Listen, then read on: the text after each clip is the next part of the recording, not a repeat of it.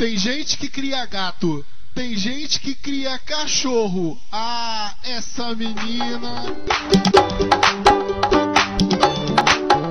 ela tem um bichinho, ele é de estimação. Ele é tão pequenininho que cabe na palma da mão. O danado do bichinho pula e some toda hora. A menina então pergunta: onde está meu grilo agora? Você viu o grilo dela? Você viu o grilo dela? Você viu o grilo dela que fugiu pela janela? Você viu o grilo dela? Você viu o grilo dela? Você viu o grilo dela que fugiu pela janela? O grilo dela, ele é tão pequenininho. Pegue com cuidado que ele gosta de carinho. Quem não conhece, por favor, presta atenção. Ele é todo verdinho e cabe na palma da mão.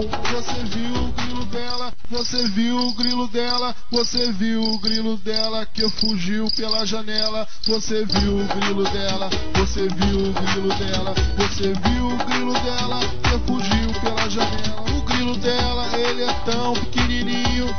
Pegue com cuidado que ele gosta de carinho. Quem não conhece, por favor, presta atenção.